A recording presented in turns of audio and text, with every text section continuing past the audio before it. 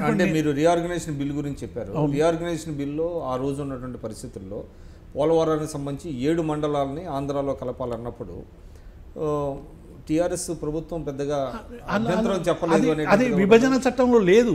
విభజన చట్టంలో దానికి సంబంధించిన 7 మండలాలు కలపాలని ఎక్కడ కూడా లేదు. ఒక అపరెన్షన్ ఉందనేటువంటి వాదన ఉంది. ఎందుకంటే 7 మండలాలు ఉండడం వల్ల పోలవరం ప్రాజెక్టుకు సంబంధించినటువంటి పనులు జరుగుతాయో లేదో అనేటువంటి ఒక భావన రాజకీయ నాయకత్వం సంబంధించింది కూడా. దాని తర్వాత ఆర్డినెన్స్ రూపేణా తీసుకొచ్చారు. ఫస్ట్ క్యాబినెట్లో ఆర్డినెన్స్ రూపేణా తెచ్చారు, చట్టంలో లేదు. మరి హైకోర్టు కోసం ఎందుకు ఆర్డినెన్స్ చేయలేదు? విభజన చట్టం నేను అనేది ఏంటంటే ఆ రోజు దీన్ని ఎందుకు అడ్డుకోలేదు టీఆర్ఎస్? చాలా ప్రయత్నం చేసింది. నేను కూడా అందులో పాత్రని. మొత్తం గిరిజనులకు సంబంధించినటువంటి ఎమ్మెల్యేలందరినీ, మేము కొత్తగూడెం నుంచి భద్రాచలం నుంచి అంత ఆదివాసీ సంబంధించినటువంటి నాయకులందరూ వస్తే కూడా వాళ్ళందరినీ తీసుకొని బహుశా పార్లమెంట్లో ఉన్నటువంటి అందరినీ కూడా మేము కలిసినాం. ఇది కేవలం ఏదో మీరు ఈ ప్రాంతానికి పోలవరం ప్రాజెక్టుకు సంబంధించిన సమస్య అనుకుంటారు, కానీ ఆదివాసీల సమస్య, దేశవ్యాప్త సమస్య. దీన్ని మీరు పట్టించుకోవాలి. 2 లక్షల మంది గిరిజనులు నిరాశ్రయులు అవుతా ఉన్నారు పోలవరం వల్ల. దీన్ని మీరు రిహాబిలేషన్ పట్టించుకోవాలని చెప్పినా కానీ ఏ రాజకీయ పార్టీ కూడా అప్పుడు ఒకటేమో టీఆర్ఎస్ పార్టీ కానీ మేము ఉద్యమకారులం అందరం కూడా మాకు తెలంగాణ రాష్ట్రం కొంత రాజీ పడాలి. ఇప్పుడు అన్నిటికీ కండిషన్లు పెట్టుకుంటూ పోతే ఇది తెలంగాణ వస్తుందో రాదో. ఇంతకాలం ఉద్యమం చేసిన మనం వచ్చిన తర్వాత మళ్ళీ ఫైట్ చేసి సంపాదించుకుందాం పోయినటువంటి హక్కుల్ని అనేటువంటి ధోరణితో కొంత ఎమరుపాటు జరిగినటువంటి మాట వాస్తవం. ఎందుకంటే దాని మీద సీరియస్గా ఎంత దృష్టి పెట్టాలన్నా ఎన్ని చెప్పినా కూడా టీఆర్ఎస్ పార్టీ బలం ఎంత ఆ రోజు పార్లమెంట్లో ఇద్దరేమే కదా, విజయశాంతి గారు, కేసీఆర్ గారు. ఇటు ఉన్నటువంటి వాళ్ళు కాంగ్రెస్ సంబంధించినటువంటి ఎంపీలు కానీ మిగతా పార్టీల ఎంపీలు కానీ వాళ్ళకి అధిష్టానాలకు సంబంధించినటువంటి శిరోధార్యం ఉంటుంది. వాళ్ళు ప్రజల ఆకాంక్షల కోసం ఎంత ప్రెస్ మీట్లో మాట్లాడతారు తెలుగులో. హిందీలో సోనియా గాంధీ దగ్గరికి పోయినప్పుడు ఇవి చెప్పలేనటువంటి ఎంతోమంది మనం కల్లారా చూసినాం. తెలుగులో మాత్రం అనర్గళంగా తెలంగాణ ప్రజల ఆకాంక్షల కోసం మాట్లాడతారట. అక్కడ పోయి 10 జనపథ్లోకి పోయిన తర్వాత వాళ్ళు హిందీలో చెప్తారు. ఈ తెలుగు భాషనే వాళ్ళకి రాదు, వాళ్ళు ఏమో క్యారీ చేయలేరు.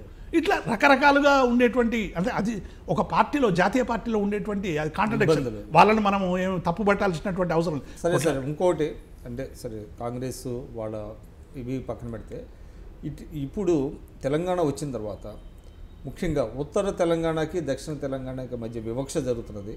దక్షిణ తెలంగాణ విస్మరణకు గురవుతున్నది అనేటువంటిది కూడా ఉంటుంది. ఇటీవల కాలంలో నాకు తెలిసి కొంతమంది ఉద్యోగస్తులు కూడా కొంతమంది అటువంటి భావాలను వ్యక్తం చేస్తున్నారు. దీన్ని మీరు మీ సీఎం గారి దృష్టికి కానివ్వండి, లేకపోతే పార్టీ అధిష్టానం దృష్టికి కానీ తీసుకెళ్తున్నారు? డెఫినెట్గా ఇది కూడా తెలంగాణ ఉద్యమ ఫలిత ప్రభావమే. అంటే ఆధిపత్య ధోరణిని మనం వ్యతిరేకించాలని ఏ భావజాలం అయితే తెలంగాణ ఉద్యమం ప్రోపగేట్ చేశాము. అంటే మొత్తంగా తెలంగాణ సంబంధించిన సైకాలజీ ఆధిపత్యాన్ని సహించదు. అది ఏ రూపంలో ఉన్నా సహించదు. అది కొంతకాలం నడుస్తుంది. తర్వాతే మనం అప్పటి నుంచి చూస్తున్నాం 56 నుంచి ఇప్పటి వరకు కూడా తెలంగాణ రక్తంలోనే ఉంది ఆధిపత్యానికి వ్యతిరేకంగా పోరాడడం అనేది.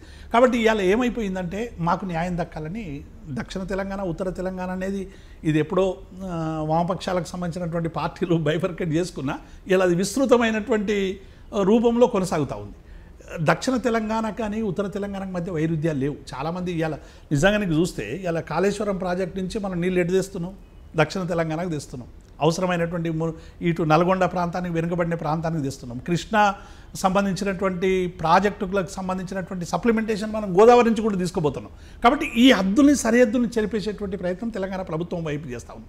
రెండవది మీరు అన్నట్టు ఉద్యోగుల్లో కానీ యువతలో కానీ కొంత ఇంతవరకు మా మీద డామినేషన్ జరిగింది. పలానా జిల్లా, ఉదాహరణకి మహబూబ్నగర్ జిల్లాలో ఒక వాదన ఉంది, నల్గొండకు సంబంధించినటువంటి వాళ్ళు మా జిల్లాలో ఎక్కువ పని చేస్తూ ఉన్నారు, మా జోన్లో ఎక్కువ పోస్టులు తీసుకున్నారు అనేటువంటి భావన అనేటువంటిది కొన్ని జిల్లాల్లో కొంత జరుగుతుంది. దాన్ని బ్యాలెన్స్ చేయాల్సినటువంటి బాధ్యత కూడా ప్రభుత్వం మీద ఉంది.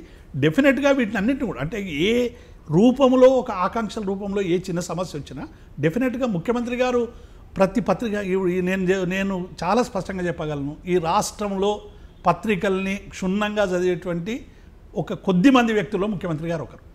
అంటే ప్రజలు చేరుకోలేకపోవచ్చు, నాయకులు కలుసుకోలేకపోవచ్చు, సంఘాలు నిరంతరం రిప్రజెంటేషన్ ఇచ్చుకోలేకపోవచ్చు, కానీ అన్ని యాక్టివిటీస్ని రెగ్యులర్గా చదివేటువంటి మొదటి పాఠకుడు కేసీఆర్ గారు. కాబట్టి డెఫినెట్గా ప్రతి సమస్య ఆయన దృష్టికి వెళ్తుంది. ప్రతి సమస్య జిల్లా పేజీల దగ్గర నుంచి ఆయన అన్ని పేజీలు చదువుతాడు. ఆయన అంత ఆషామాషిగా ఉండడు. ఉద్యోగులకు సంబంధించిన సమస్యలు చదువుతాడు, రైతాంగ సమస్యలు చదువుతాడు, ప్రభుత్వం పక్షాన కొందరు బాజాభజంత్రులను తెలుసు. దాన్ని అడ్రస్ చేయడం అనేది డెఫినెట్గా ఇప్పుడు మీరు అంటే మళ్ళీ మనం అది పోతే డివియేట్ అవుతుందేమో, కానీ అసలు ఇవాళ ఈ సంక్షేమ పథకాలు ఈ గొర్రెలకు సంబంధించి కానీ చేప పిల్లలకు సంబంధించి కానీ లేకుంటే రజకులకు దోబిఘాట్లకు సంబంధించినటువంటి అంశం కానీ ఇవన్నీ కూడా ఎక్కడి నుంచి వచ్చినాయండి? ఇవన్నీ